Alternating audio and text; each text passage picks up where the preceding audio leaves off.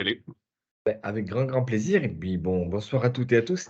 Alors, on retrouve donc le plaisir de ces conférences, virtuelles qui nous ont quand même marqué entre 2020 et 2022. Donc voilà, ravi d'utiliser cet outil digital pour, un exercice qui est un exercice assez original. Il y a 2 ans, Confrontation Europe a souhaité mettre en place un travail avec un certain nombre d'universités, de milieux académiques, Collège d'Europe de Bruges, mais aussi Institut d'études politiques de Strasbourg et puis en créant donc une itération entre le travail d'un think tank et puis ce que les étudiants, à un moment donné, prennent comme sujet et explorent.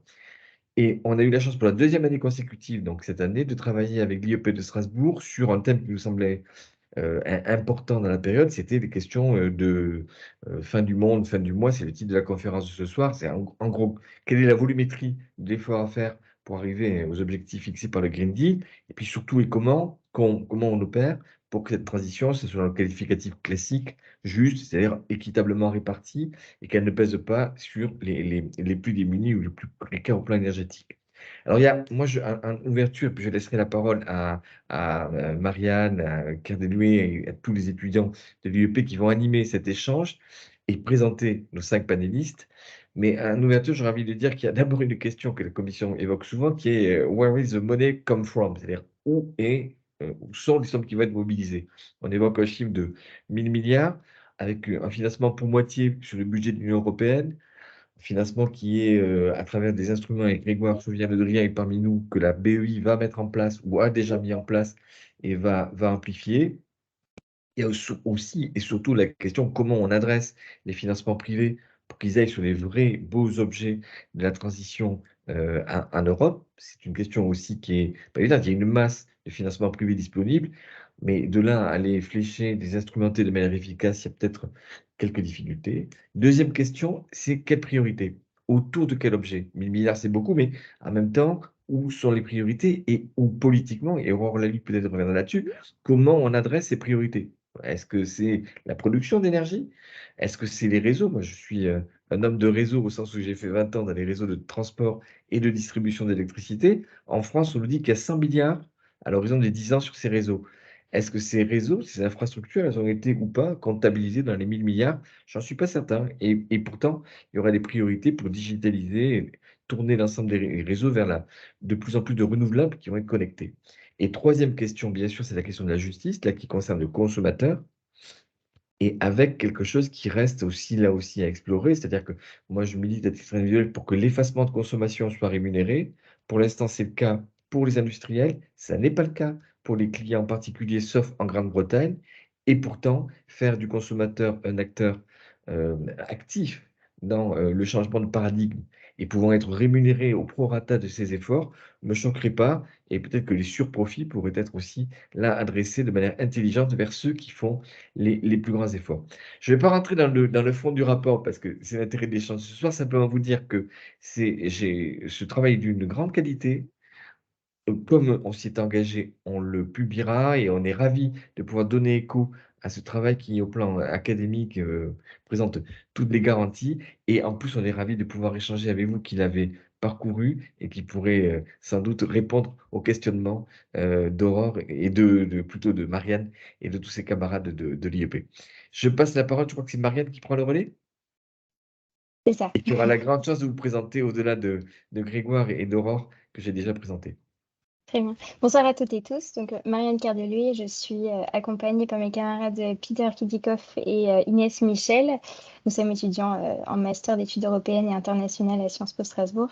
Et donc, comme l'indiquait Michel, nous avons participé à la rédaction du rapport. Nous sommes ravis d'accueillir ce soir plusieurs panélistes. Monsieur Grégoire Chevière-Le Drian, vous êtes directeur du bureau de la Banque européenne d'investissement en France. Madame Aurore Laluc, vous êtes eurodéputée française du groupe SED, membre de la Commission des affaires économiques et monétaires. Monsieur Jean-Baptiste Léger, vous êtes responsable du pôle transition écologique du MEDEF, et Madame Lucie Pinson, vous êtes directrice de l'ONG Reclaim France. Et nous vous remercions chaleureusement d'avoir accepté notre invitation. La conférence va se dérouler en 3 parties d'environ 15 minutes chacune, suivant les 3 grandes parties de notre rapport d'étude. Donc, les thèmes abordés seront tout d'abord le rôle de la finance verte, puis le rôle des acteurs publics à l'échelle européenne et enfin le rôle des acteurs privés. Suite à cela, nous laisserons la parole au public pour une demi-heure de questions-réponses. Dans ce cas-là, vous pourrez demander la parole via le petit icône pour lever la main. Et sinon, vous pouvez poser vos questions tout au long des échanges dans le chat et je les poserai à la fin. Voilà, je laisse désormais la parole à Peter pour la première partie. Oui, merci beaucoup Marianne. On a déjà eu 2 belles introductions au sujet, donc on va rentrer directement dans le vif. Je m'adresse tout d'abord à monsieur Grégoire Chauvière-Le Drian. L'une des difficultés actuelles, ça a été évoqué juste avant, c'est que dans le milieu de la finance verte, c'est difficile de s'assurer que l'argent va au bon endroit. Comment est-ce qu'on peut faire en sorte, que les prêts et que les fonds qui sont alloués ne servent pas à financer des actions qui soient destructrices de l'environnement et du climat, mais que ça aille exactement là où on s'attend à ce que ça aille? Quelle solution est-ce que vous imaginez? Merci Peter et bonsoir à toutes et à tous. Merci pour ces introductions. Je retiens, en élargissant un petit peu votre question, 2 mots dans la présentation de Michel. Il y a une question de volume et une question de qualité. Comment on arrive à avoir des volumes de financement et en cela, il y a une dynamique extrêmement positive et ambitieuse de la Commission européenne, donc sous le mot de Green New Deal. Comment on qualifie les bons investissements et quelle vision stratégique on se donne. Alors, je représente ce soir, moi, une institution qui s'appelle la Banque européenne d'investissement, qui est la banque de l'Union européenne, dont les actionnaires sont les États membres, et qui est justement chargée de mettre en œuvre, c'est-à-dire de financer les priorités de politique publique européenne. Le climat, naturellement, et la lutte contre le changement climatique fait partie des priorités des États membres. Et à ce titre, notamment depuis 2019, on a cette ambition, cette volonté stratégique de devenir la Banque européenne du climat, c'est-à-dire de mettre en œuvre pour le compte des États membres, à côté des États membres, mais pas toute seule, parce que, et Michel l'a dit, les besoins sont tels que le secteur public ne pourra pas seul financer cette transition énergétique, ces transitions, puisque j'ajoute aussi la transition digitale, c'est les 2 priorités aujourd'hui de la Commission. La BEI et les acteurs publics en général ne pourront pas le faire seuls. Simplement, nous avons ce devoir et cette responsabilité d'être à l'initiative de projets et d'être en capacité de dire, quand nous finançons un projet, nous pouvons garantir que ce projet, il est soutenable, il est compatible avec la trajectoire de décarbonation de l'Union européenne, le Fit for 55 et la neutralité carbone à 2050, parce que nous, représentants de la puissance publique européenne à travers la BEI, à travers nos capacités de financement, nous avons instruit le projet, c'est-à-dire que l'ensemble des externalités positives ou négatives d'un projet ont été analysées, que nous considérons qu'à partir du moment où nous finançons un projet, à partir du moment où nous mobilisons de l'argent européen pour financer le projet, ce projet est en ligne avec les priorités et avec les objectifs de l'Union européenne. Et donc, à ce titre, nous avons une responsabilité, mais aux côtés des acteurs privés, pas tout seul, de financer cette transition énergétique, mais de s'assurer que nous investissons dans des projets qui sont soutenables économiquement parlant, qui sont pertinents d'un point de vue économique et le choix qui peut être fait technologique, on y reviendra probablement ce soir, mais surtout qu'ils s'organisent, qu'ils sont compatibles avec la trajectoire de décarbonation que l'on souhaite donner à l'Union européenne, compatible donc 2030 et 2050. Voilà comme première réaction, mais je laisse la parole bien sûr à Jean-Baptiste qui, pour le MEDEF qui va poursuivre. Merci beaucoup Grégoire pour ces éléments de contexte et je ne peux que souscrire à ce que vous avez dit. Donc, pour ma part, je représente le MEDEF, l'acteur des entreprises de France, le mouvement des entreprises de France, comme c'est écrit derrière moi. Et donc, le MEDEF, peut-être pour rappeler le contexte, on représente à la fois des fédérations, les principales fédérations professionnelles françaises, dans des secteurs aussi divers que le commerce, les services, l'industrie, mais aussi on représente des territoires. Le MEDEF, c'est 120, près de 120 représentations territoriales au niveau des régions et des départements français. Donc on a vraiment cet ancrage dans l'intégralité du tissu économique français et dans le territoire aussi. Et donc c'est vrai qu'on est vraiment une voie de transmission pour les sujets de transition écologique. Donc, très rapidement, le MEDEF, on s'est doté en 2018 d'une raison d'être, comme une entreprise finalement. Cette raison d'être, c'est agir ensemble pour une croissance responsable et je trouve que ça résume bien, l'ambition qui est, la nôtre ce soir aussi, qui est d'expliquer comment est-ce qu'on va ensemble, dans, la transition écologique. Pour dire les choses autrement, et c'est ce que vous avez résumé Grégoire, l'horizon il est connu. Le Fit for 55, la décarbonation. Ce qui est maintenant à construire, c'est l'opérationnalisation, c'est le chemin. Alors bien sûr, on peut avoir des divergences, d'opinion sur, qu'est-ce qu'il faut prioriser, comment, mais finalement, on se retrouve et on se retrousse tous les manches sur, comment accompagner les acteurs. Et en 2 mots, ce qu'on a pu observer au MEDEF, c'est qu'il y a un besoin d'accompagnement des entreprises qui est sur plusieurs canaux. Bien sûr, le financement et c'est l'objet de votre question, on s'est aperçu qu'il y avait un vrai mur de financement. Alors, les chiffres, sont variés. Vous avez parlé tout à l'heure, Michel, en introduction de 1 000 000 000. Nous, ce qu'on a, chiffré pour la France, c'était 80 milliards d'euros, par an dans la décarbonation, donc grosso modo la moitié, pour le secteur privé. Donc ça fait 40 milliards pour les entreprises et donc c'est vraiment, un mur d'investissement considérable. Heu, mais pas seulement. Il y a aussi des besoins d'accompagnement, dans les compétences, dans les marchés et donc c'est tout cet, écosystème de la transition qui et de l'opérationnalisation de la transition, qui est maintenant en marche et qui est, qu'on est en train d'accélérer. Je vous remercie pour ces réponses. Hem, je m'adresse maintenant à madame Lucie Pinson, si vous êtes toujours là.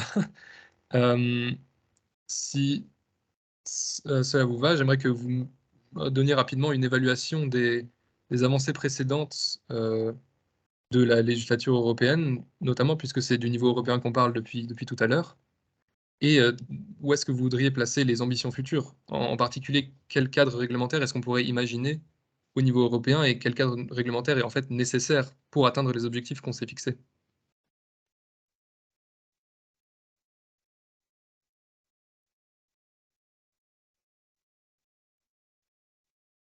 Votre micro est coupé.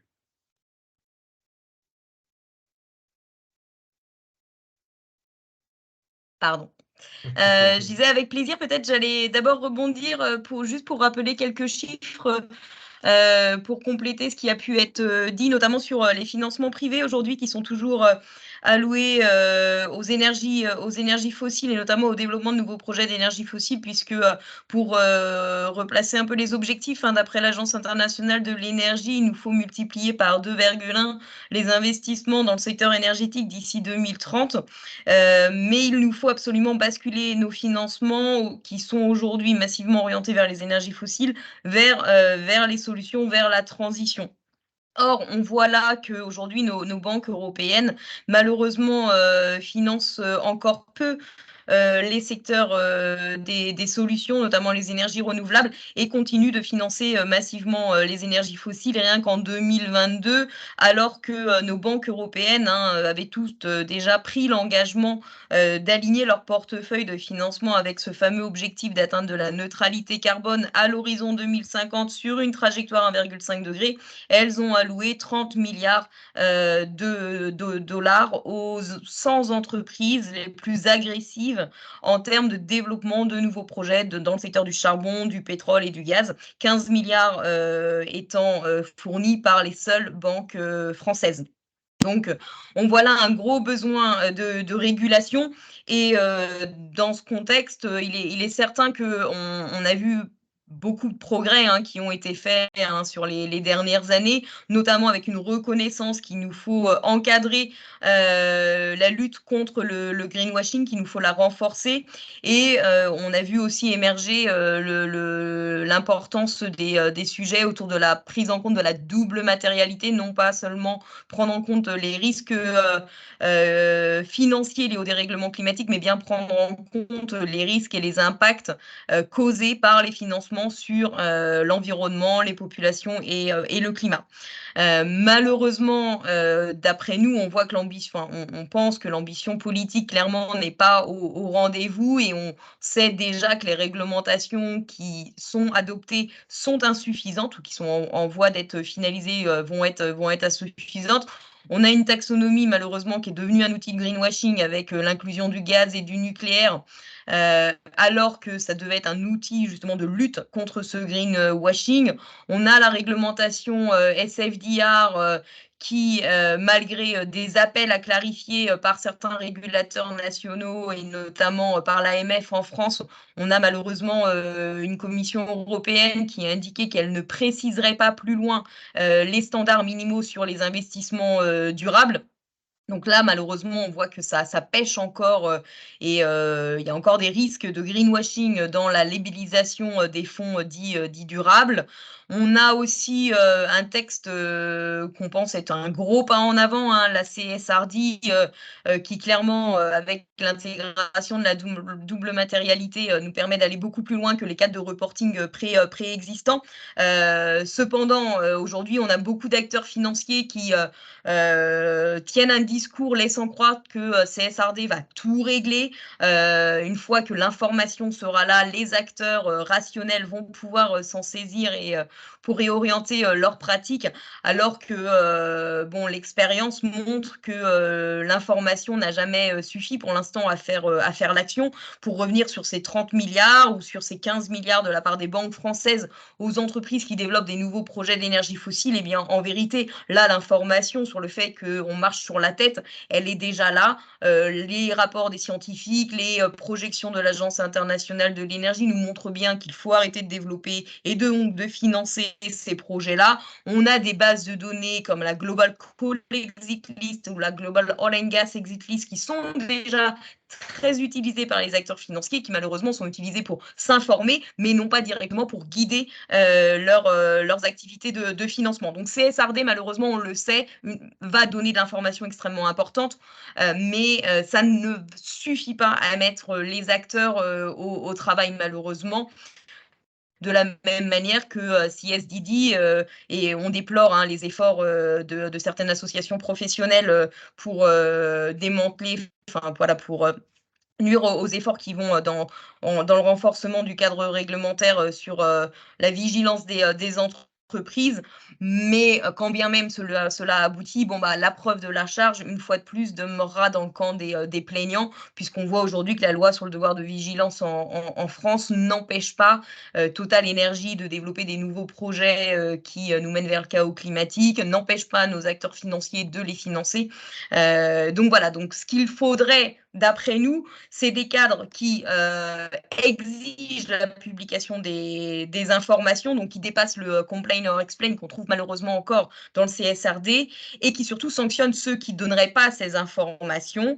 Et enfin, des cadres qui fixent clairement des lignes rouges à respecter, notamment l'arrêt de certaines pratiques qui sont scientifiquement reconnues comme étant non soutenables. Malheureusement, on voit qu'on a des régulations, des réglementations qui encore misent beaucoup trop sur le consensuel et qui seront insuffisantes pour opérer la rupture qui est nécessaire. Je vous remercie. Madame Laluc, si vous souhaitez ajouter quelque chose. Oui, bonsoir à tous et merci déjà de cette invitation et bravo pour votre rapport. Moi, je pense qu'il y a 3 angles à voir. Le premier, on est en train de parler de la finance verte, donc on va rebondir sur je vais rebondir sur la question de la finance verte. La difficulté avec la finance verte, c'est qu'elle est vue par certains comme une espèce de promesse divine qui va permettre de trouver une solution à tous nos problèmes, et par d'autres comme quelque chose d'assez diabolique finalement, si je reste dans ce côté très manichéen. Et la réalité, c'est que c'est un peu tout ça. Pourquoi ? Parce que la finance verte, ça a commencé finalement par un tas d'initiatives excessivement différentes et qui fait que la finance verte est de facto très floue en fait. Et qu'aujourd'hui, la difficulté qu'on a d'un point de vue législatif, c'est essayer de remettre un tout petit peu d'ordre dans tout ça, sachant qu'on est parti avec des acteurs qui n'ont rien à voir entre eux, entre ceux qui avaient la volonté d'avoir des green bonds qui n'étaient pas vraiment des green bonds, ceux qui avaient envie d'avoir vraiment quelque chose de fort, ceux qui étaient dans un mode greenwashing, ceux qui étaient dans de la labellisation. Donc c'est ça aussi la difficulté à laquelle on fait face aujourd'hui, c'est qu'à ce flou, il faut tenter d'apporter quelque chose d'un peu moins flou, justement. Et c'est pas si simple que ça, et c'est pour ça que je pense que Lucie a parfaitement raison, ça sera fait sur la prochaine législation. législature, à mon avis.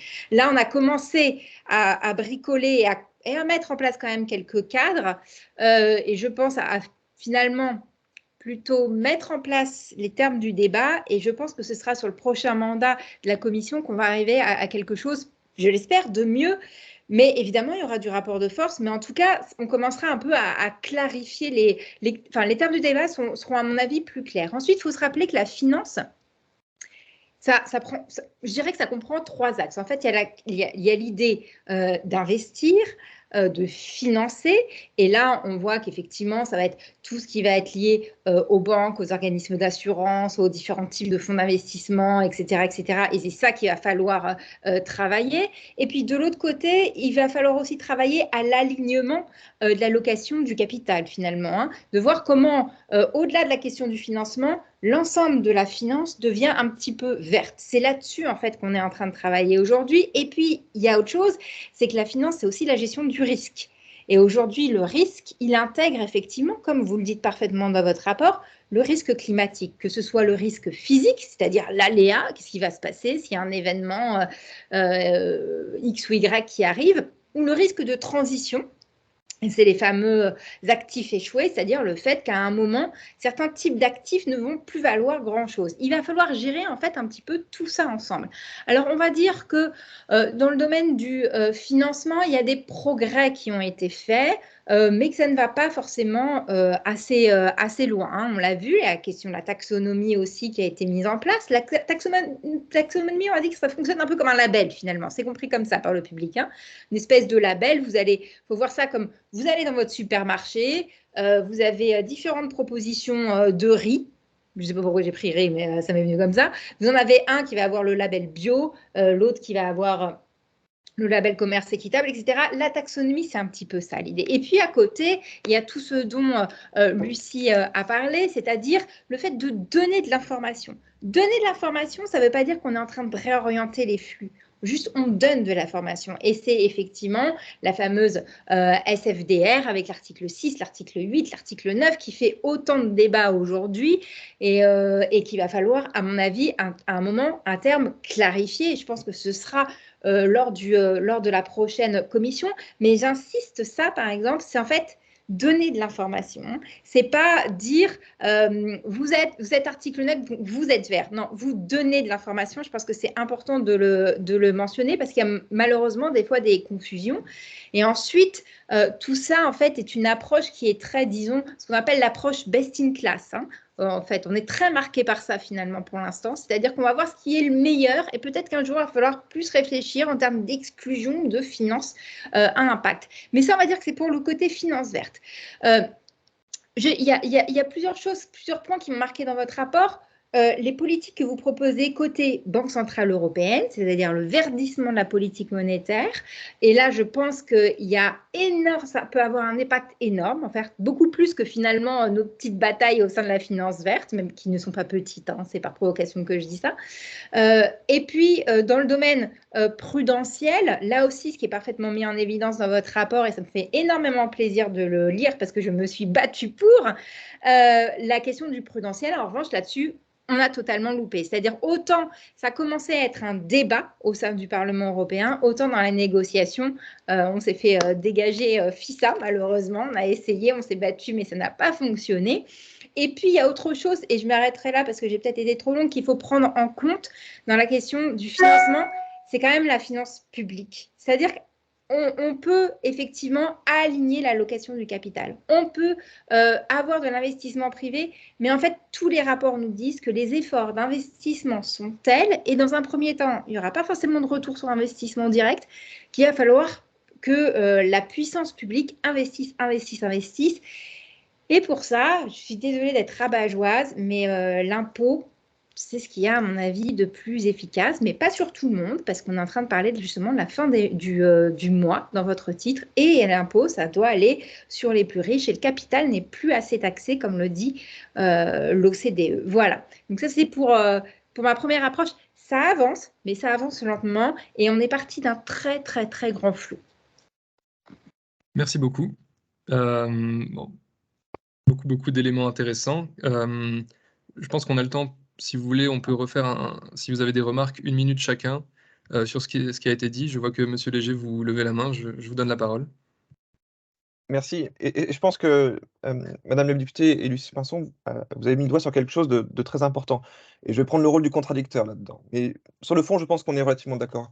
Heu, Vous avez parlé effectivement des moyens, pour atteindre, et pour, encadrer cette finance verte ou pour, atteindre votre cible et je pense que c'est là où il y a une différence de nuance et d'approche, mais pas forcément une différence d'objectif. Côté entreprise, vous avez parlé effectivement de la taxonomie, vous avez dit, que c'était flou et qu'il fallait apporter de la clarté. Évidemment, seulement quand on met de la clarté et qu'on crée des catégories, on crée de l'exclusion et effectivement, on met un label vert sur certains et finalement, par exclusion, d'autres ne sont pas verts et c'est vrai que ça, quand on l'applique à la réalité d'un tissu économique ou d'un tissu industriel, forcément, ça s'ajuste mal. Il y a toujours des gens qui ont du mal à rentrer dans des cases et puis ça évite aussi toute forme de dynamisme pour des gens qui aimeraient se verdir et qui voudraient sortir de la secteur. Donc c'est l'un des points qu'on observe, nous, dans les retours des entreprises. L'autre point, vous avez parlé de l'information. Effectivement, il faut donner de l'information, mais cette information, il faut la produire également. Or, aujourd'hui, c'est vrai que cette charge de la preuve qui a été évoquée par Mme Pinson, elle est souvent sur le dos des entreprises et ça peut se comprendre, c'est tout à fait normal. Seulement, ça nécessite énormément de ressources. Aujourd'hui, l'une des craintes des entreprises face à l'arrivée de la CSRD, c'est justement, cette, inflation de la production d'informations et en particulier, pour les petites entreprises. Le MEDEF en France, on représente 190 000 entreprises, 70 de PME et c'est vrai que c'est quelque chose, qui est craint et redouté, et donc c'est vrai que, une approche un peu plus, modérée ou qui concilie, la réalité de la pratique d'information des entreprises pour peut-être cibler, des secteurs ou des, types d'informations qui sont plus pertinents ou plus prioritaires. C'est vraiment une position qu'on défend aussi pour justement lutter contre cette, complexité administrative ou cette inflation normative qui est relativement documentée dans les faits, c'est quelque chose qu'on a pu mesurer au MEDEF. Donc c'est vrai que, voilà, c'est toujours, intéressant de voir que, entre l'intention et finalement une forme de réalité ou de ressenti des acteurs économiques, il y a de la marge de manœuvre pour, une forme de compromis ou une forme de priorisation, qui permettent de vraiment atteindre cette cible, sans, peut-être brusquer ou crisper ou créer une ressource, supplémentaires sur les entreprises qui derrière, perdent en compétitivité ou n'arrivent pas à bien comprendre ce qui leur est demandé. Je vous remercie. Monsieur Chauvière-Le Drian, en 1 minute. Oui, peut-être en 1 minute, je vais réagir aux différents propos. La question du coup, effectivement, de cette conformité aux nouvelles règles qui ont été établies, c'est un peu tout l'engagement qui a été pris par la décision qui est en voie d'être totalement acceptée sur l'ajustement du marché carbone aux frontières, le CBAM en bon acronyme européen. L'idée étant de compenser la perte potentielle de compétitivité liée au coût de cette conformité par rapport à des intervenants extérieurs qui, eux, ne se conformeraient pas et entrerait pourtant sur le marché européen. Donc l'idée, c'est pas du protectionnisme, c'est juste d'ajuster par une taxe, et ça rejoint ce que Aurore Lalucq proposait, d'ajuster par une taxe supplémentaire aux intrants, l'idée aux entrants qui ne se conformeraient pas à cette règle-là. Maintenant, pour en revenir sur l'approche d'incitation, nous, on est plus dans une approche, parce que c'est aussi dans nos outils, incitative plus que coercitive, dans le sens où on essaye, par l'argent public, comme je disais tout à l'heure, par des outils qu'on va appeler de partage de risques, à la fois d'attirer le secteur privé au sens financier, justement en trouvant des modes d'intervention financiers où on partage le risque, où l'acteur public, notamment sur les technologies non éprouvées, va prendre une première part du risque. Je pense par exemple aux éoliennes flottantes, qui est une nouvelle technologie. Et là, on est dans notre rôle de pouvoir d'inciter le secteur privé à venir en prenant les premières pertes. Et de l'autre côté, d'en accompagner les acteurs vers cette trajectoire de décarbonation. Et quand on finance une entreprise, de notre côté, nous, on demande à l'entreprise qu'elle, de manière transparente, qu'elle se conforme à cette trajectoire de décarbonation. On n'a pas d'outils c'est un vocabulaire qu'on a retenu de la COP21, c'est-à-dire que ce n'est pas binding, ce n'est pas contractuellement opérant. Simplement, on dit, si vous bénéficiez d'un financement de la BEI, vous devez vous conformer à cette trajectoire et vous devez publier annuellement la conformité et l'engagement que vous prenez. C'est un engagement que vous prenez vis-à-vis de nous, mais aussi vis-à-vis de vos clients et de vos partenaires. Et dans ce sens, on est plus dans une approche incitative que coercitive. Et pour l'instant, effectivement, on a des entreprises qui jouent le jeu, mais qui jouent le jeu pas simplement pour verdir leur portefeuille ou envoyer un signal sur les marchés, qui jouent le jeu parce qu'elles sont conscientes que cette trajectoire, cette modification et cette transition, elle est nécessaire à la pérennité de leur business et de leur activité. Et j'ai en tête un acteur de BTP qui est bien connu, enfin un acteur de loueur de machines de BTP qui s'appelle Loxam, qui est une boîte qui, l'image qu'on se fait de l'Oxam, c'est quand vous démarrez le groupe électrogène et qu'il y a un gros nuage noir qui est au-dessus et qui va polluer de façon sonore et climatique l'ensemble de votre environnement pendant toute une journée. Mais l'Oxam le dit clairement, si justement parce que les groupes de BTP qui aujourd'hui doivent faire leur évaluation carbone de leur chantier, un des poids importants, ce sont ces outils de chantier, et l'Oxam n'a pas le choix de transformer l'ensemble de sa flotte en une flotte électrique. Et c'est un coût important, c'est un engagement qui se prend sur des maturités d'investissement relativement longues. Et en ce sens, on était dans notre rôle, nous, quand on a accompagné cette entreprise, pour qu'elle transforme l'ensemble de sa flotte à des véhicules électriques. Et dans ce sens, c'est pas du greenwashing, c'est vraiment une démarche volontaire qui rentre dans cette problématique de soutenabilité de l'activité de ces entreprises. Merci beaucoup. Madame Pinson, en un mot, pour pas qu'on prenne trop de retard. Si l'information est clé, on souhaiterait que le MEDEF revoie sa position sur notamment la question des Sound Climate qui est aujourd'hui sur la table du gouvernement pour justement pas seulement inciter, mais faire en sorte que toutes les entreprises soumettent à leurs actionnaires les informations nécessaires pour évaluer de la crédibilité de leur plan climat. Encore une fois que cette information sera fournie, chacun est libre de voter comme il l'entend et de revoir sa stratégie d'allocation d'actifs, mais travaillons au moins ensemble pour s'assurer que l'information soit systématiquement donnée et dans les mains des actionnaires. Merci beaucoup. Cela clôture la première partie du débat. Je vais maintenant passer la parole à ma collègue Inès Michel pour la deuxième partie sur le rôle des acteurs publics. Vas-y. Merci Peter, merci à tous pour votre participation. Et je rappelle, n'hésitez pas à poser vos questions dans le chat tout au long de la conférence et nous les reprendrons dans le dernier temps d'échange avec le public. Dans cette partie, nous allons nous intéresser au rôle des acteurs publics, surtout à l'échelle européenne. Et donc, ma première question va à Madame la députée Aurore Laloux. Vous avez parlé justement du dilemme fin du monde, fin du mois. Et selon vous, quels sont les secteurs à prioriser pour atteindre à la fois l'objectif climatique de l'UE et que les fonds publics européens servent une transition qui soit à la fois écologique et juste? On sait qu'il existe donc une taxonomie verte, vous en avez parlé, Madame Pinson aussi, qui est comme un label. Et est-ce que vous pensez qu'on pourrait imaginer finalement une taxonomie qui serait brune pour aider justement à choisir les secteurs à prioriser? Alors, merci de cette question. Je pense que déjà, il faut toujours rappeler que la taxonomie, ça n'oblige à rien et ça n'interdit rien. Je pense que c'est toujours utile de le rappeler. C'est-à-dire que ce n'est pas parce qu'il y a une taxo verte que vous êtes obligé. Voilà, c'est juste une indication. Alors, on pourrait faire effectivement une taxo brune. Je pense que ce serait inutile. Je vous le dis franchement. Pourquoi? Parce que je crois qu'en fait, on sait déjà fondamentalement ce qui pollue. Et on sait qu'on essaye déjà de s'en débarrasser et qu'on a du mal à s'en débarrasser. Donc, mais c'est instinctivement hein, ma réponse. Je dis ça parce que la taxonomie, mine de rien, ça a mis des années et des années à se faire parce que c'est un espèce de... faut voir ça comme une espèce de dictionnaire. Hein. Comment je suis vert, comment on est vert quand on fabrique je dis n'importe quoi, des pneus. Comment on est vert quand ceci. Enfin, voilà. Donc, ça a mis... ça a été des réunions d'experts, etc. pendant des mois.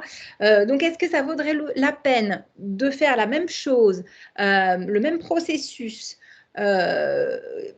D'ailleurs, même processus qui après est, excusez mon français, mais bordélisé par les États, parce que mine de rien, il y a eu tout un travail qui a été fait par les experts et par la Commission. Et c'est un peu comme à chaque fois, on blâme toujours la Commission, etc. C'est souvent les États qui foutent un peu le bazar au niveau européen. Donc, est-ce que ça vaut la peine de faire quelque chose qui sera à la fin des fins mis en difficulté par les États, comme ça a été le cas pour la taxonomie verte? Sincèrement, je ne pense pas. Je pense qu'il faut passer à autre chose assez rapidement. Le meilleur moyen, je pense, pour enclencher la transition écologique et pour embarquer les entreprises, c'est d'avoir finalement un plan tout à fait américain. Je sais que l'Europe, sa faille et sa force, c'est d'être une puissance réglementaire. Et en fait, on voit que la puissance américaine, pour le coup, c'est de dire à un moment, on fait un plan massif avec des conditionnalités. Et on embarque finalement aussi toutes nos entreprises parce qu'on est beaucoup sur du crédit d'impôt quand même au niveau de l'IRA américain, mais quand même on n'est pas loin non plus de la question de la subvention. Je pense que c'est quelque chose de ce type en fait qu'il nous faudrait au niveau européen, mais ça nécessite qu'on fasse le deuil, un deuil idéologique déjà. Parce que je vous rappelle que dès qu'il y a eu le plan américain qui a été mis en place, la première chose qu'on s'est dit, c'est on va aller à l'OMC, on va les attaquer. Non, vous pouvez le faire si vous voulez, mais les Américains n'auront rien à faire. Puis après, chacun a un peu repris ses esprits et on s'est dit, non, mais on va essayer de faire quelque part la même chose. Je pense qu'il faudrait être en capacité de faire la même chose. Ce serait en fait le plus efficace, c'est-à-dire que l'Europe a été quand même très loin, je trouve, pas par rapport à ce qu'il faut faire, par rapport à son logiciel idéologique précédent. Sur la question du Green Deal. Ça a été quand même une prise de conscience et un constat sincère sur l'urgence écologique. Voilà, je le pense. Après, est-ce qu'elle va assez loin? Non, pas encore, parce qu'il y a une rupture idéologique à faire aussi sur les moyens, parce que la politique industrielle, c'était un gros mot. Plus personne n'en parlait ces dernières années. C'est un mot qui est en train de revenir et ça veut dire qu'avec le fait de reparler de politique industrielle, on commence à repenser aux outils de la politique industrielle. Et pour faire de la politique industrielle, le privé et le public marchent main dans la main. C'est de la planification. La planification, ce n'est pas le plan à la soviétique, c'est les partenaires sociaux, le patronat, les syndicats et aussi, pourquoi pas, les ONG maintenant, vu qu'on est dans un moment différent, qui doivent être autour de la table pour définir comment ils vont travailler ensemble pour appliquer le plan. Et puis, ce sont des subventions, c'est le choix d'avoir des secteurs prioritaires. Et donc là, je finis par répondre à votre question. Les secteurs prioritaires, à mon avis, c'est effectivement les renouvelables, c'est la rénovation thermique des bâtiments, qui sont des gisements d'emploi absolument incroyables. C'est le réseau, qui a été mentionné en introduction, extrêmement important. Parce que à partir du moment où on doit tout électrifier, la question du réseau électrique, elle est clé et on n'en débat pas souvent. Donc, c'est la question du réseau. Et c'est aussi la question de la biodiversité qui est souvent un impensé. Et je pense que si on fait ça, en fait, on embarquera aussi de facto beaucoup d'entreprises parce que ça veut dire aussi des carnets de commandes pleins. Voilà, j'arrête là parce que j'ai été très, très bavarde. Je vous remercie. Justement, j'aimerais parler des investissements publics-privés avec M. Jean-Baptiste Léger. Donc, pour vous, même question, quels sont les secteurs à décarboner en priorité et est-ce qu'une aide publique est nécessaire en plus d'investissements privés pour financer la transition? Et je vous pose cette question parce qu'on se retrouve dans une situation un petit peu paradoxale où en fait on a les entreprises qui demandent d'un côté une augmentation de l'aide publique et de l'autre, elles souhaitent des réductions d'impôts pour pouvoir justement mieux réinvestir dans la transition. Donc on a à la fois une augmentation des dépenses publiques et une réduction des revenus pour justement financer la transition. Merci Inès. Vous parlez d'un paradoxe, mais c'est un peu le paradoxe aussi du titre de cette conférence, fin du monde, fin du mois. Et en fait, on s'aperçoit assez rapidement que, on peut dépasser ce paradoxe, que c'est juste une question de formule et une vue de l'esprit. Pour cette transition, le financement de cette transition, je l'ai dit tout à l'heure, c'est 40 milliards d'euros pour les entreprises en France d'ici à 2030 pour financer la décarbonation.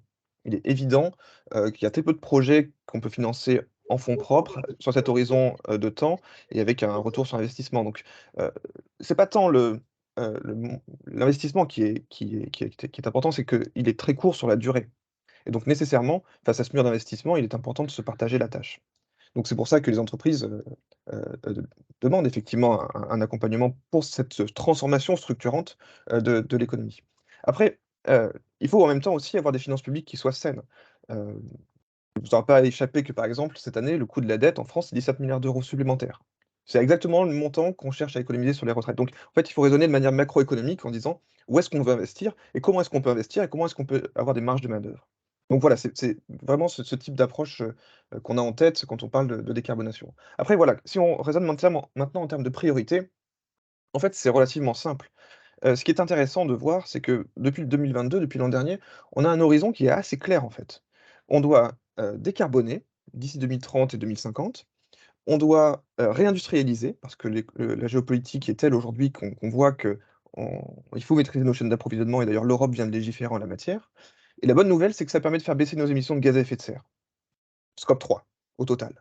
Donc c'est bien, on a un horizon de désir ici, qui conjugue souveraineté, lutte contre le changement climatique et même emploi, dans nos territoires, donc tant mieux. La question, c'est comment est-ce qu'on y va? Alors, la priorisation, elle est pour moi assez simple. Vous prenez nos émissions de gaz à effet de serre, vous voyez où est-ce qu'on doit faire ces réductions-là. Premier chantier, il est assez simple, c'est le chantier de l'énergie. Donc on parle de décarbonation qui massivement, c'est l'électrification, mais pas seulement, je tiens à le rappeler, il y a de la chaleur renouvelable, il y a aussi, des énergies décarbonées comme par exemple l'hydrogène, produit à partir de nucléaire ou d'énergie renouvelable, mais qui vont entrer ensuite dans le mix énergétique. Et donc ça, il faudra faire feu de tout bois, y compris, pardonnez-moi l'expression, mais utiliser aussi la biomasse. Donc ça fait partie aussi des usages, qui vont peut-être devoir poser problème, en termes de conflits d'acteurs. Donc l'énergie, on voit assez clairement comment est-ce qu'on va pouvoir se décarboner. L'enjeu, c'est de le faire très rapidement parce qu'à mesure où on va baisser, les énergies fossiles et ben, il va falloir augmenter la production des autres vecteurs. Il y a des vrais enjeux et technologiques et d'acceptabilité sociale. On le voit en ce moment sur, les éoliennes pour ne parler qu'elles. Hem, L'autre secteur, sur lequel la feuille de route est assez bien tracée, c'est, l'industrie.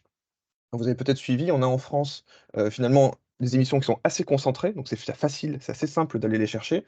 On a 50 sites qui représentent 58 des émissions industrielles de la France, dans tout secteur, hein. C'est la métallurgie, la chimie, la construction, l'agroalimentaire et les raffineries, pour faire simple.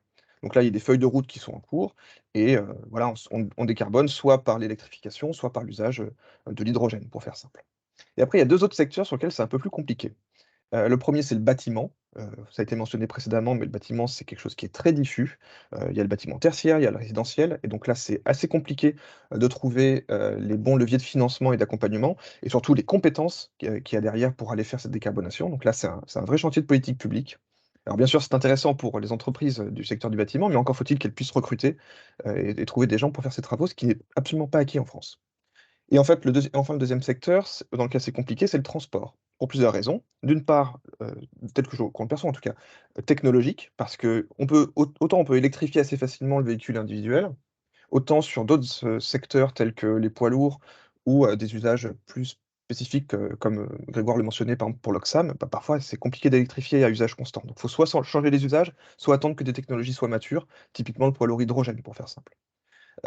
Et ça pose aussi des sujets d'acceptabilité sociale.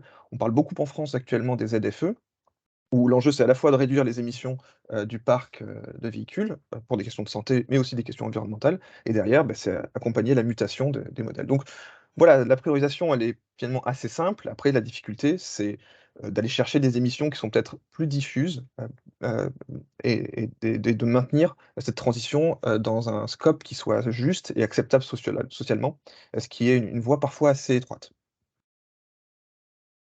Très bien, je vous remercie. Je vois que Michel Derdevet souhaite, intervenir. Je vous laisse, la parole. Oui, c'est une question très rapide pour le panel, mais aucun d'entre vous, pour l'instant, n'a évoqué des questions de souveraineté. Et est-ce que sur ces questions de financement, il y a des questions de souveraineté européenne, ou est-ce que finalement, par rapport à les grands bouleversements en cause et au volume, ben, comme on est dans une économie globalisée, on peut accepter tous les investissements qui viennent de n'importe où, et d'Asie ou d'ailleurs?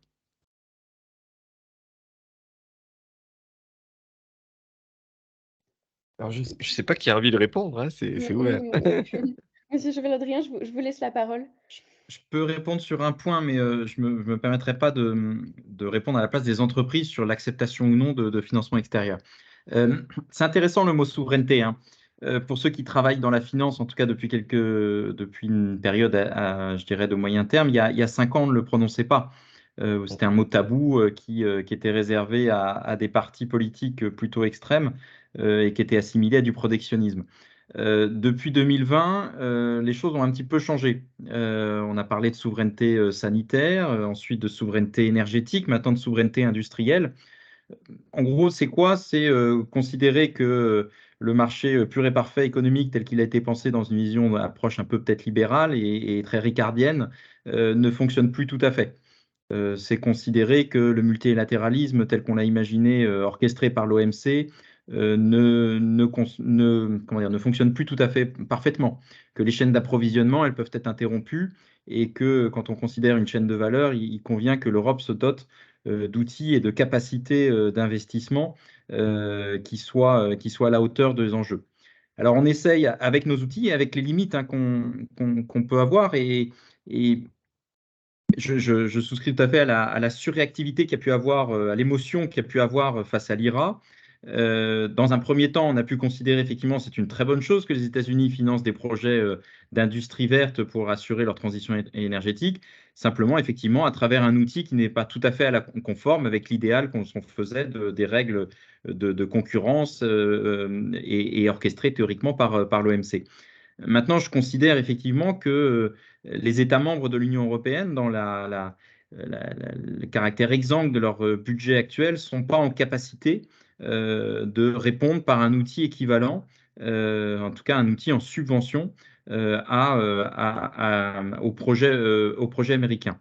Et personnellement, je suis assez peu favorable au déploiement ou en tout cas à l'arrosage de subventions sur le territoire européen pour financer des projets qui sont théoriquement bancables ou rentables.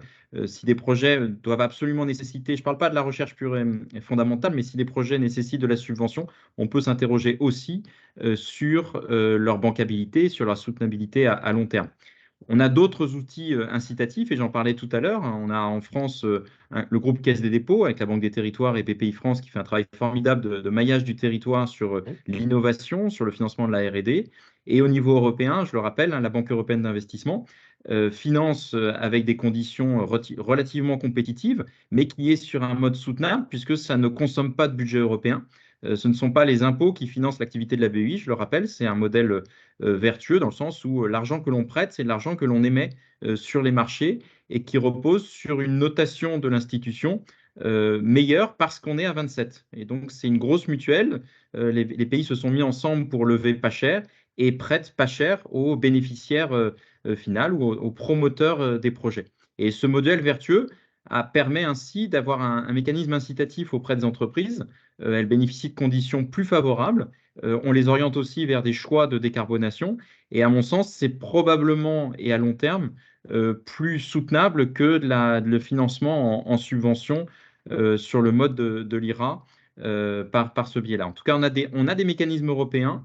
Il faut les solliciter. On a eu la facilité de résilience et de recovery, je vais y arriver, de retour à la croissance qui a été mis en place en 2020, qui me contredit un tout petit peu parce que c'est un mécanisme qui est partiellement subventionné. Reste qu'il faut derrière qu'il y ait des ressources propres pour l'Union européenne pour financer ce qui, au final, doit être payé par quelqu'un au final. Donc, même quand il y a de la subvention, il y a bien quelqu'un qui paye au final, il faut le rappeler.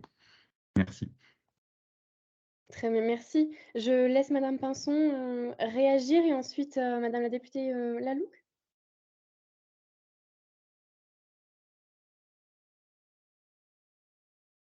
Madame Pinson, je vous en prie, allez-y.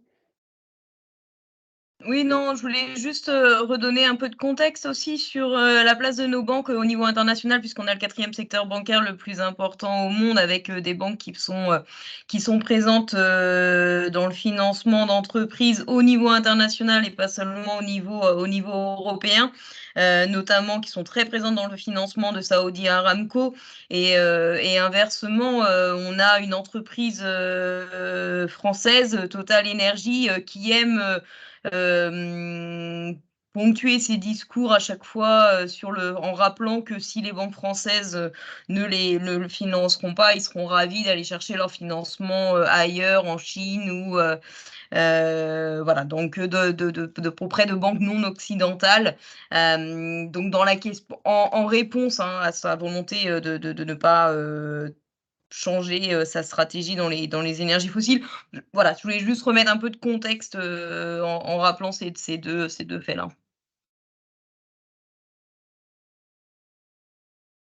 Oui, sur la question de la souveraineté, La question de la souveraineté, c'est une question d'État. Ce n'est pas une question d'entreprise pour moi, c'est une question des États. C'est-à-dire que, comment dire, le problème, c'est qu'aujourd'hui, on a eu la page de la mondialisation heureuse, où il était impossible de critiquer la mondialisation sans quoi on était un affreux nationaliste. Moi, je suis européenne, je suis pro-européenne, je suis fédéraliste, pour dire d'où je parle. Hein. Voilà. Et qui bloquait en fait tous les débats, parce qu'en fait la critique de la mondialisation qui pouvait se faire pouvait être pour des raisons nationalistes, c'est vrai, mais pouvait être aussi pour des raisons qui étaient pour des raisons sociales, économiques, politiques et écologiques, et on a un peu tout mis dans le même sac. Et donc aujourd'hui, tout le monde parle de souveraineté, exactement comme avant, tout le monde parlait de mondialisation heureuse. Maintenant, à chaque fois, on met de la souveraineté partout.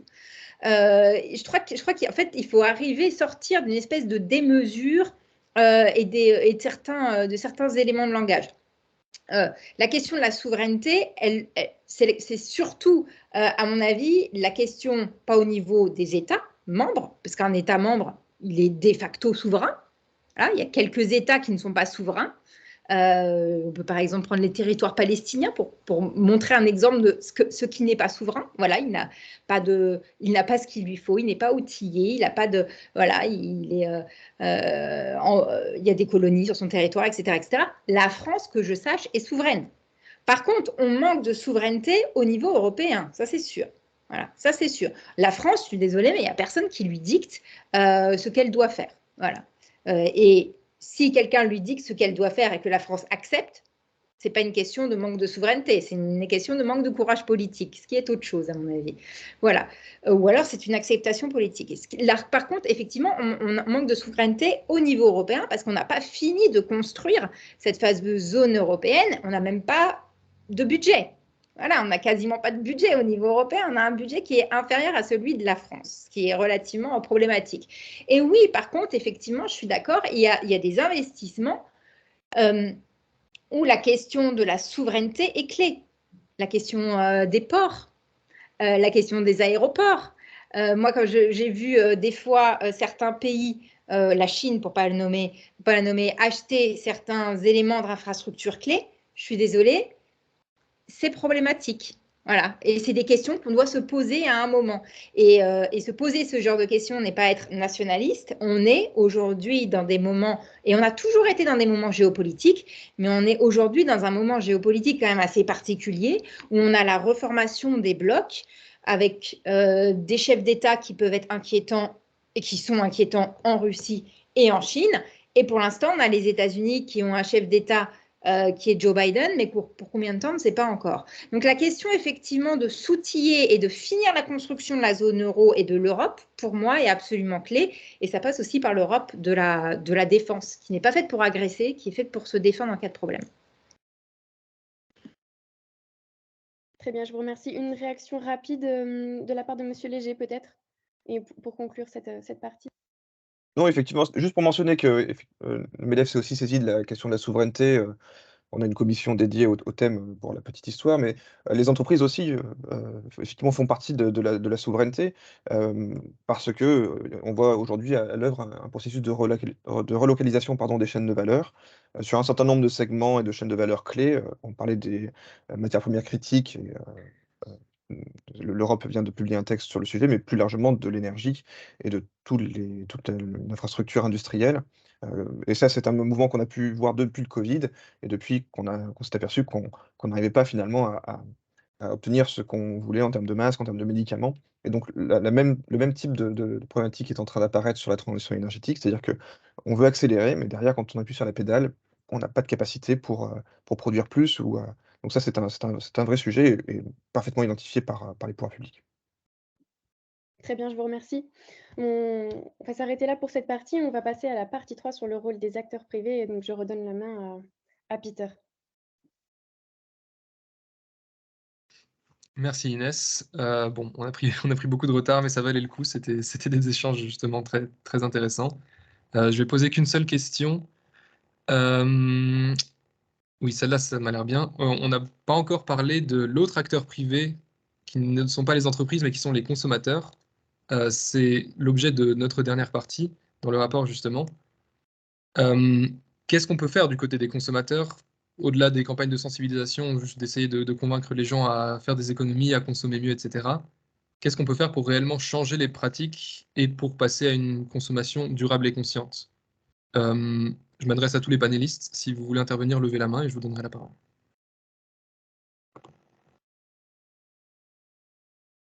D'accord. Madame Laluc, d'abord. J'avais pas levé la main, mais d'accord. Ah, attends, j'ai mal vu. Excusez-moi. Il n'y a aucun problème, je peux commencer. Allez-y. Je suis bavarde, hein, vous savez, donc si on me donne la parole, je parle. Hein. Je vais faire rapide parce que j'ai été trop longue la dernière fois. Je crois qu'il y a la question des petits gestes et la question des grands gestes. En fait, ce qu'on a remarqué avec la crise qu'on a vécue avant cet hiver, où sincèrement on a eu peur de manquer d'énergie, voilà, et où il a fallu aller chercher de l'énergie dégueulasse, sale, partout. On a vu qu'en fait, la politique des petits gestes qu'on décriait tant en se disant c'est pas suffisant, c'est pas suffisant, c'est pas suffisant, en fait, on ne s'était pas encore vraiment appliqué en vrai.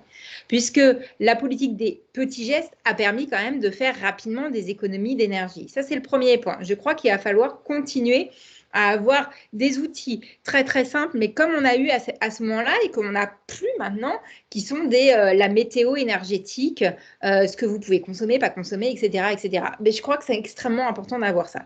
Et ensuite, sur le reste, je pense qu'on est là sur la réorganisation du métabolisme social, pour utiliser un mot pompeux, de nos sociétés. C'est-à-dire qu'à un moment, le consommateur, il arrive aussi, il est aussi bloqué par l'organisation de nos sociétés. Voilà. On ne peut pas forcément aller dans certains territoires sans avion. Malheureusement. Donc, ça veut dire qu'il va falloir développer le rail, etc., etc.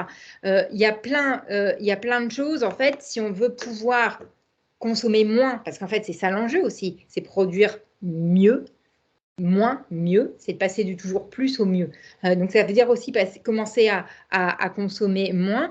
Mais ça, typiquement, ce genre de choses, c'est pas possible juste avec le côté, on va rendre le consommateur acteur, comme c'était la mode fin des années 90, début des années 2000. Ça veut dire qu'il va falloir réorganiser réellement notre société, ce qui passe, à mon avis, par une réduction du temps de travail. C'est peut-être là où on sera en désaccord plus frontal avec Jean-Baptiste Léger. Mais en fait, toutes les études qu'on a montrent que plus on travaille, plus on consomme et plus on consomme des produits chargés d'un point de vue environnemental parce qu'on n'a pas le temps de faire.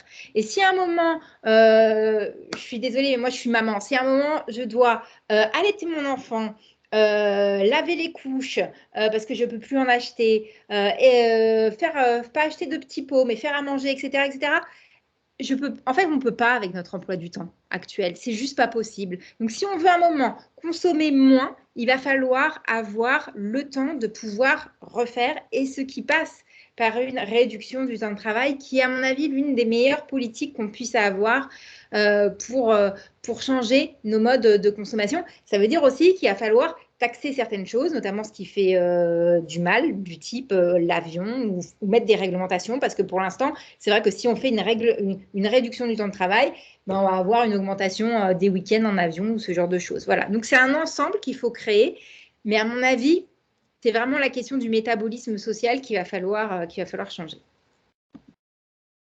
Merci beaucoup, Monsieur Léger, je vous donne la parole. Ouais, effectivement, je crois que Madame la députée l'a bien dit, il y a les petits gestes et les grands gestes, et on voit qu'en fait, les deux sont nécessaires. Je vais prendre une métaphore fiscale pour illustrer ça. En fait, on voit aujourd'hui que ce qui rapporte le plus, c'est les impôts qui ont une large assiette et finalement un relatif faible taux. C'est un peu la même chose dans la consommation. On a vu grâce au plan de sobriété que finalement les petits gestes appliqués par 60 millions de personnes, derrière ont un gros impact. Ce que disait la ministre de la Transition énergétique, c'est que grâce au plan de sobriété en France, on a économisé 1 EPR. Donc, quand on voit les difficultés que c'est pour en créer un ou en renouveler un, on mesure à quel point l'effet de levier de la sobriété est important.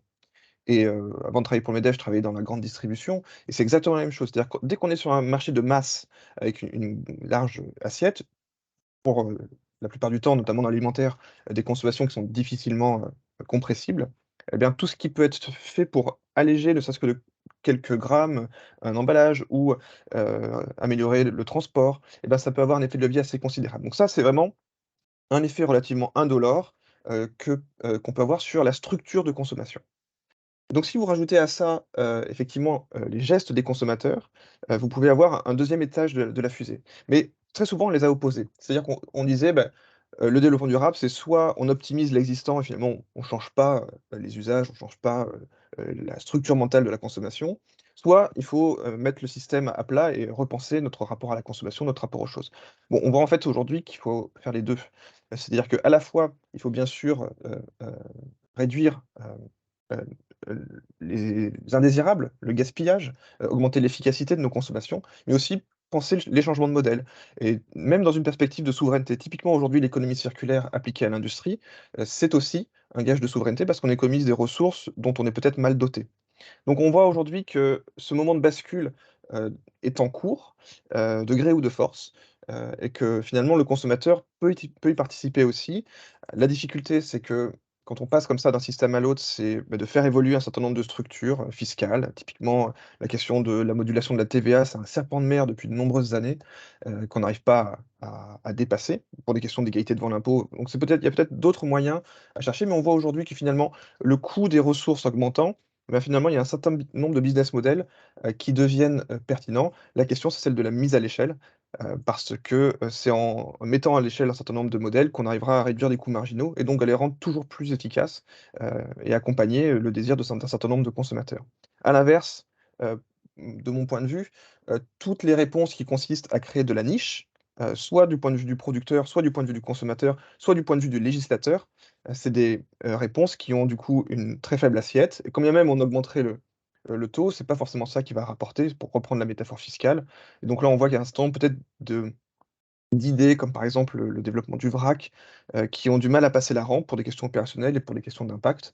À date en tout cas, peut-être que ça changera dans le futur, mais me semble-t-il en tout cas, dans un premier temps, pour des questions d'acceptabilité sociale, il vaut mieux viser les petits gestes et essayer de les massifier, et de les ancrer dans les structures de consommation. D'accord, ben, je vous remercie. Si madame Pinson ou monsieur Chauvière-Le Drian, souhaitent intervenir, je vous en prie.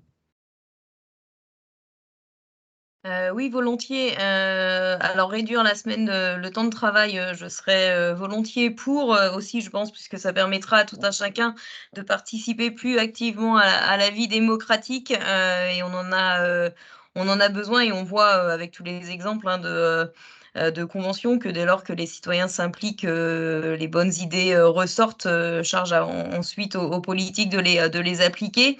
Mais sur, la consommation, bah, bien entendu, sur la finance, on le pense rarement, mais on peut voter, aussi avec son portefeuille.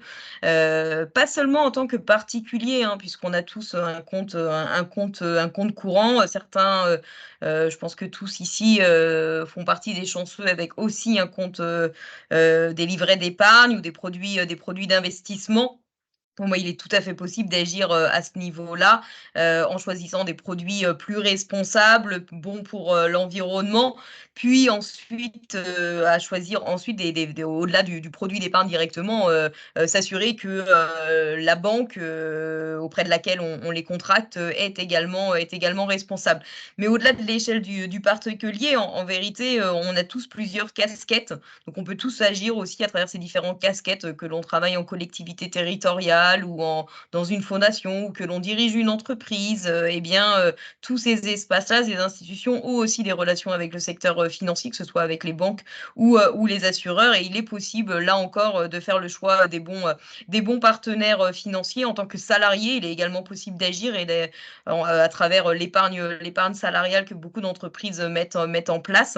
On a publié, Reclaim Finance avec, plusieurs, partenaires, le mouvement Impact, le mouvement pour un réveil écologique, le syndicat pour le printemps écologique, avec les collectifs, une charte pour, une épargne salariale, responsable en interpellant les gestionnaires d'actifs, en premier lieu, Amundi, en France, pour, s'assurer que l'épargne salariale ne soit plus utilisée pour financer l'aggravation du dérèglement climatique, notamment, à travers l'expansion des énergies, fossiles. Donc ça, c'est plein de choses que, en tant que consommateur, on peut faire.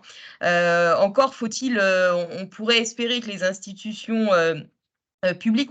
Les collectivités, pas mal de collectivités aujourd'hui, notamment Lyon, mais pas que, mettent en place également des chartes pour revoir leur relation avec leurs différents partenaires financiers. Ça pourrait être fait au niveau de l'Union européenne, puisqu'on a des institutions qui continuent de faire appel pour des services financiers de routine quotidien, des appels à des acteurs financiers qui ne sont pas du tout responsables. Alors, je ne déplore pas les relations entre les institutions européennes et JP Morgan Chase pour des raisons de souveraineté, mais tout simplement parce que JP Morgan Chase est le premier financeur des énergies fossiles à l'échelle internationale. Et donc, les institutions publiques peuvent également mettre en place des règles de la même manière qu'on a mis en place pour s'assurer que lors des cocktails ou autres, ce soit des partenaires du commerce équitable qui soient contractés. Eh bien, on peut également gérer toutes les relations financières de nos institutions publiques en les soumettant à des critères environnementaux. Ça, c'est extrêmement simple. Et ensuite, bon, bah, le consommateur peut faire beaucoup de choses. Encore faut-il que l'information lui soit transmise. Et là, il faut vraiment, encore une fois, on revient au même sujet, déplorer le fait que malheureusement, les régulateurs aujourd'hui ne jouent pas leur rôle pour faire en sorte que cette information soit rendue et soit pas seulement disponible, mais soit disponible de manière accessible au grand public. Donc, on souhaite aujourd'hui que le gouvernement, notamment au niveau national, il est possible d'avancer au niveau national avant d'aller au niveau européen, mette en place tout simplement un étiquetage simple des produits financiers en France, sur la même manière qu'on a un étiquetage ABCD pour l'efficacité énergétique de nos produits électroménagers ou autres. Et il est possible d'avoir un étiquetage simple pour nos produits financiers qui soit compréhensible de tous. Et ensuite, s'assurer que les régulateurs, notamment l'AMF, qui a pris position contre une inclusion des énergies fossiles dans tout ce qui est labellisé comme durable, prennent son bâton et sanctionnent les acteurs financiers qui ne continueraient malheureusement de mettre des entreprises des énergies fossiles dans ce type de fonds. Merci beaucoup. Vu qu'on a pris un peu de retard, je vais m'arrêter ici et je vais repasser la parole à Marianne pour les questions du public.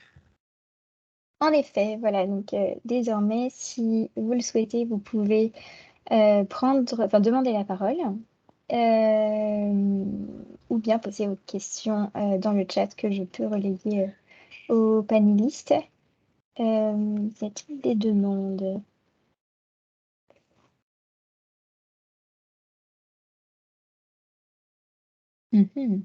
Visiblement non, je vais consulter le chat. Ou bien si les personnes qui ont écrit des questions dans le chat, n'hésitez pas à demander la parole non plus.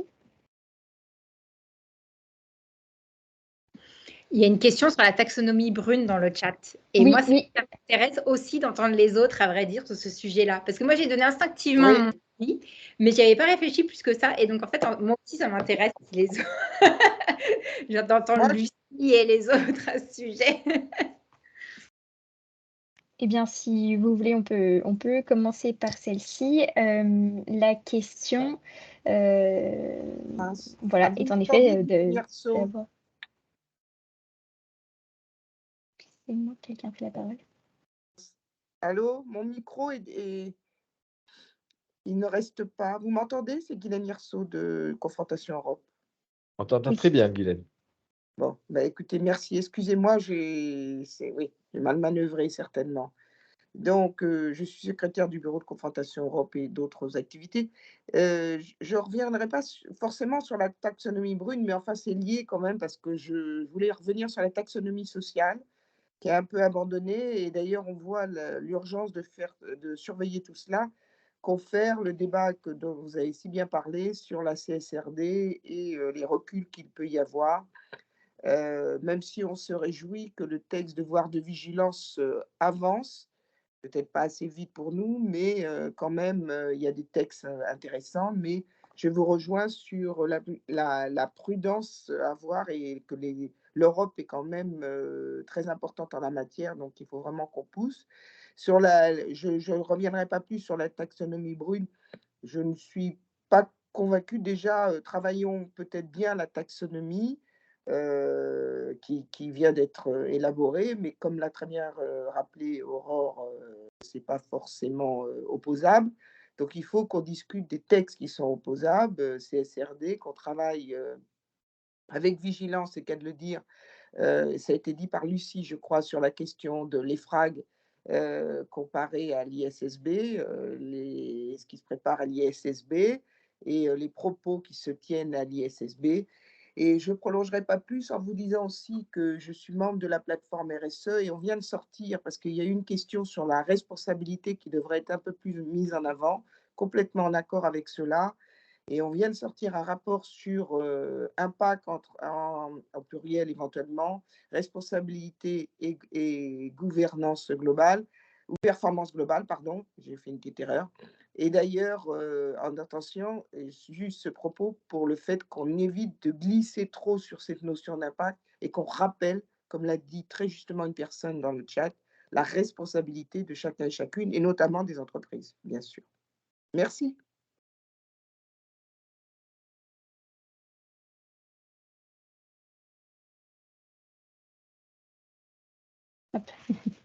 Merci beaucoup pour votre intervention. Je ne sais pas, Monsieur Chauvière-Le Drian, vous aviez peut-être quelque chose à ajouter sur la taxonomie brune, sinon on peut passer à un autre Non, sujet. simplement, moi je reconnais quand même que, mais je pense que Aurore pourra le confirmer, c'est-à-dire que c'est quand même un processus long, compliqué, par nature, parce que d'une part il est européen et qu'il a confronté des experts et même des ambitions politiques qui sont venues un petit peu modifier, on va dire diplomatiquement parlant, les conclusions des experts. Mais on peut quand même se targuer d'avoir ou en tout cas reconnaître que l'Europe est le premier continent à mettre en place ce type de langage commun. Et c'est quand même une avancée significative. Elle a plein de défauts, cette taxonomie. Le premier d'entre eux, c'est une donnée à la date T, et c'est pas une analyse dynamique. Et donc la notion de transition n'est pas reconnue dans la taxo. Donc il y a plein de défauts, il y a plein de choses à modifier, mais c'est déjà un premier pas. Et pour moi, c'est un élément très important pour engager l'ensemble des entreprises, des institutions financières, privées comme publiques, à aller déjà dans un objectif, d'une part, qui commence à être défini, et de la même manière, ou en tout cas avec un langage commun. Donc oui, il y a encore beaucoup de choses à faire, c'est évident.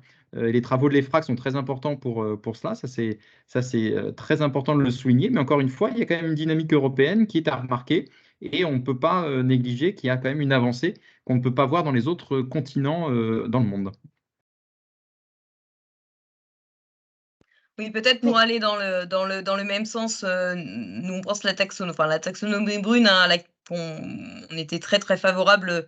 Il fut un temps. Aujourd'hui, étant donné l'exercice qui a été fait sur la taxonomie durable, on est plus réticent. En revanche, ces questions-là ont toute leur place dans tous les débats sur les plans de transition qui sont déjà intégrés et transparaissent dans plusieurs pièces de réglementation. Et c'est là, bien entendu, qu'on va pouvoir, on l'espère, voir des critères beaucoup plus dynamiques intégrés dedans. Nous, on n'est pas contre éventuellement l'intégration d'entreprises et d'énergies fossiles dans des fonds qui pourraient être qualifiés de durables à partir du moment où ces entreprises rempliraient un certain cahier des charges et démontreraient leur capacité à transitionner. Et dans les plans de transition, il faudrait déjà s'assurer plusieurs choses. Le premier, déjà, c'est quel est le scénario de référence utilisé par les entreprises, puisque aujourd'hui, derrière le petit label Alignement Accord de Paris, on peut tout avoir. Et donc, il est indispensable de demander que toutes les entreprises évaluent leur stratégie contre un scénario avec peu ou pas de dépassement et un recours limité aux émissions négatives, de manière à avoir quelque chose de crédible. Puis ensuite, quand même, publie le socle d'indicateurs nécessaires, donc de manière très cohérente avec CSRD. Encore faut-il s'assurer, aujourd'hui on est quand même très prudent, hein, tant que le cadre n'est pas soit mis en place et qu'on s'assure qu'il soit suivi par tous, il est intéressant de pousser au niveau national pour des textes qui vont dans la même direction. Et dans cette optique-là, nous, on est très, très favorable à obliger les entreprises à publier leur plan climat et à les soumettre une fois de plus au vote de leurs actionnaires. Donc, il va falloir trouver ces indicateurs clés parce qu'aujourd'hui, on peut quand même déplorer, il faut quand même le rappeler, que des plans qui sont hyper lacunaires aujourd'hui reçoivent la majorité des soutiens de leurs actionnaires en assemblée générale, alors que le scope 3, bon bah voilà, Vinci publiait, pour changer un peu d'exemple, son premier Sound Climate ne contient pas le scope 3, il a été validé à plus de 95%. On peut se poser quand même des questions sur l'utilité de l'exercice dans ce cadre-là. Et puis enfin, le troisième point à trouver dans les plans de transition, c'est quand même le respect de certains indicateurs. Puisque si une entreprise des énergies fossiles peut éventuellement être une entreprise en transition et démontrer sa capacité à s'aligner sur une trajectoire 1,5 degré, dès lors qu'elle ne respecte pas des jalons clés définis par la science et notamment ne vise pas un arrêt de son expansion dans les énergies fossiles, là, ça ne sert à rien d'aller plus loin dans les débats et dans l'analyse de son plan climat. Il n'y a juste pas de transition. La transition, il faut quand même s'entendre sur le fait qu'il faut diminuer la production pétrolière et gazière. Tant que ça monte, on n'est pas en transition. Et donc voilà, donc ça, ces débats-là, il faut quand même les faire reconnaître par la régulation pour ensuite, en effet, se doter de réglementations qui acceptent le côté dynamique nécessaire pour opérer cette transition. Et enfin, le dernier point peut-être pour revenir sur je l'aurais mentionné plus tôt, sinon dans la conversation, c'est vrai, on se pose souvent la question, on a parlé de souveraineté, du bon niveau d'action, est-ce qu'il est national, est-ce qu'il est européen, est-ce qu'il est international? Bien entendu, tous les échelons sont importants. Le niveau international l'est et en revanche, quand bien même il est intéressant d'avoir une harmonisation ou une dynamique qui est portée au niveau international, il faut absolument agir dès maintenant au niveau au niveau européen et il faut que l'Europe montre l'exemple et aille jusqu'au bout dans l'intégration de la double matérialité dans son cadre réglementaire si elle souhaite ensuite pouvoir faire poids au niveau international.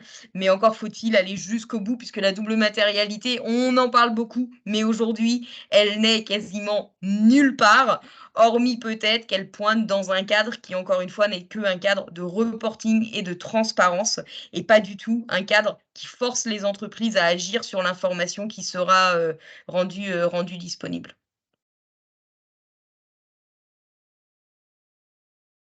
Monsieur Léger, vous souhaitiez intervenir? Oui, peut-être quelques points qui ont été adressés précédemment. Pour moi, il y a un point qui est important, on a assez peu mentionné, c'est la question du marché. L'Europe, l'Union européenne, c'est aussi un marché unique. Donc on voit bien les dynamiques qui sont à l'œuvre pour essayer de verdir ce marché, heu, que du point de vue de l'énergie, mais aussi pour le protéger d'une certaine manière par rapport à une concurrence qui pourrait être jugée déloyale du point de vue environnemental ou du point de vue social. C'est le sens un peu du MACF, du mécanisme d'ajustement carbone aux frontières, avec tous les enjeux qu'il peut y avoir à ce sujet-là. Et ce sera déjà une bonne chose, si demain il y a un marché, pour les entreprises, françaises et européennes, qui sont vertueuses, best in class comme l'a dit madame la députée, du point de vue, de la transition, écologique. Et déjà ça permettra de maintenir cet effort-là. Après, il y a aussi une autre dimension qui est la dimension exportatrice et productrice, de l'Union européenne. Le commerce, c'est quand même, un élément fondamental, dans les échanges entre les peuples. C'est aussi comme ça que se véhiculent un certain nombre de valeurs et que se gagnent un certain nombre de combats, notamment peut-être le combat des démocraties, contre d'autres modèles, politiques. Or, c'est toujours quelque chose qu'on oublie. C'est-à-dire sur le MACF, on se félicite, à juste titre sans doute, que cette, taxe carbone aux frontières ait été mise en place, mais il faut voir que ça peut avoir des effets retors sur les secteurs qui sont exportateurs et donc ça peut fragiliser aussi un certain nombre d'activités et d'entreprises, en France et en Europe. C'est d'ailleurs quelque chose qui est important et donc c'est vrai que moi je regrette aussi que tout l'effort de transparence qui est fait par les entreprises européennes, notamment en matière de reporting, aujourd'hui, ça a du mal à se traduire à l'export par un avantage compétitif. Et donc, c'est vrai que tout l'enjeu, me semble-t-il, c'est que le modèle environnemental, le modèle social, bref, le modèle de responsabilité qui est celui des entreprises européennes, aujourd'hui peine un peu à émerger sur les marchés internationaux. Et ça me paraît un effort à mener de manière très importante, parce que c'est un effort à la fois géopolitique et c'est un effort aussi qui va permettre de maintenir notre niveau d'exigence européen, sans quoi on ne vivra jamais en autarcie au niveau européen et sans quoi on entendra des voix qui viseront à amoindrir cet effort-là. On les entend déjà et c'est d'ailleurs un peu le sens de ce débat que vous aviez ce soir. On sent bien que l'argument social est souvent utilisé pour amoindrir la portée des réglementations environnementales et je pense que l'export, la dimension productive, même si parfois ça a pu être un gros mot, est nécessaire et est vraiment au cœur de cette création de richesse européenne qui derrière nous permettra d'exporter un modèle social et environnemental. Merci à vous. Madame la députée, désormais, les autres panélistes ont donné leur avis. Est-ce que vous avez quelque chose à apporter là-dessus? Très rapidement, pour dire la taxonomie sociale, je pense qu'elle est morte et enterrée. Et je vais vous dire ce que j'en pense en toute sincérité, tant mieux, parce que je ne pensais pas que ça allait dans la bonne direction. Et je pense que c'était une usine à gaz, pour ne pas faire de mauvais jeu de mots, absolument terrible. Et on peut le faire bien mieux, je pense. L'idée, ce qu'il y avait dedans, je pense qu'on peut le faire de manière bien plus efficace. La double matérialité, la double matérialité, la double matérialité. À mon avis, c'est là où on a le pouvoir le plus important parce que justement, l'Europe est une puissance normative. Et donc, c'est absolument là-dessus qu'il faut aller. Et je rejoins ce qui a été dit par Grégoire et par Lucie sur ce point. C'est extrêmement important pour l'Europe de gagner la bataille de la double matérialité. Parce que malgré toutes les critiques qu'on peut faire sur la taxo, c'est pas assez, etc., la taxonomie, c'est pas le grand soir. C'est pas non plus du greenwashing à la base. Il y a quand même un travail extrêmement sérieux qui avait été fait derrière. Et là, avec la question des normes, il y a un vrai combat entre deux visions, l'une qui est à mon sens écologique, l'autre qui ne l'est pas, et une vision européenne versus les États-Unis pour le coup. Donc, c'est très important de défendre, à mon avis, la double matérialité. Et puisqu'il était fait mention de la question de la responsabilité, je finis là-dessus. Dans les risques dont on a parlé au début de cette réunion, il y a le risque juridique et le risque de réputation qui est de plus en plus présent et qui rejoint la question de la responsabilité. Aujourd'hui, on se rend compte qu'un certain nombre d'entreprises, parce qu'il y a un risque réputationnel, vont avoir peut-être tendance, c'est pas non plus dingue, à changer un petit peu leur comportement. En revanche, la question du risque juridique est de plus en plus pris en compte. Et donc, derrière ce risque juridique, il y a aussi une responsabilité, mais qui est une responsabilité, pour le coup, je serais tentée de dire, réelle et contraignante. Et pour finir, j'imagine que Lucie l'a parfaitement dit, mais j'ai eu un petit problème de Wi-Fi. Les plans de transition, il faut absolument qu'ils soient contraignants. Voilà. Si on parle de plan de transition, il faut que ce soit sérieux et il faut, à mon avis, que ce soit très clair et très contraignant.